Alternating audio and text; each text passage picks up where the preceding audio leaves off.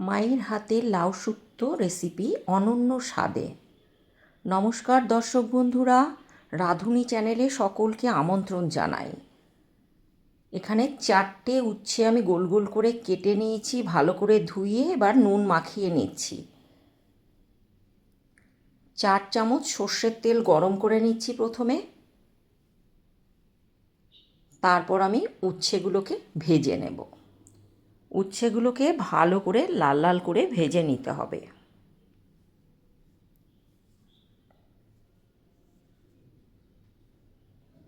ভাজা হয়ে গেল, এবার আমি তুলে নিচ্ছি।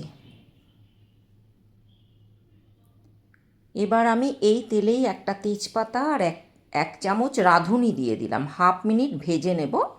দিয়ে এবার কেটে রাখা টুকরো করা লাউগুলো আমি দিয়ে দিচ্ছি, দিয়ে ভালোভাবে নেড়ে চেড়ে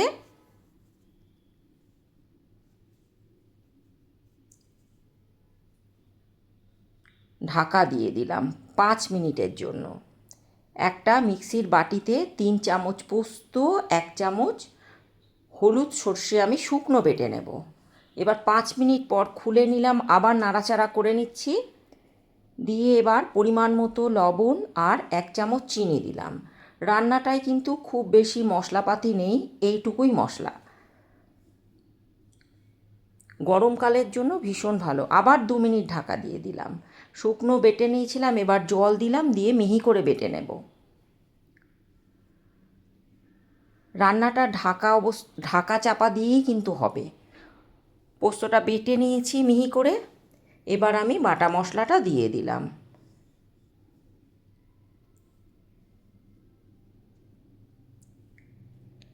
লাউ তো এটাতে বেশিরভাগ সময় ঢেকে ঢেকেই আমি রান্নাটা করব। 1 কাপ দুধ দিয়ে দিলাম।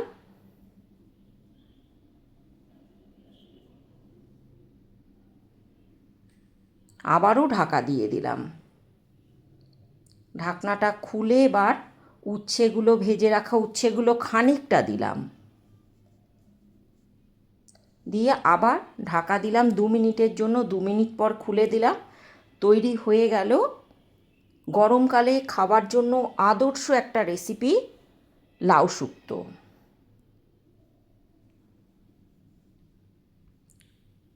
এবার আমি পরিবেশন করব। এটা ভাত দিয়েই ভালো লাগবে। ওপর থেকে আমি ভেজে রাখা উচ্ছেগুলো দিয়ে দিলাম। রেসিপিগুলো যদি আপনাদের ভালো লাগে বন্ধুরা, তাহলে লাইক করবেন, কমেন্ট করবেন, শেয়ার করবেন প্রচুর পরিমাণে, আর সাবস্ক্রাইব করে নেবেন। নমস্কার, সকলে ভালো থাকবেন, সুস্থ থাকবেন।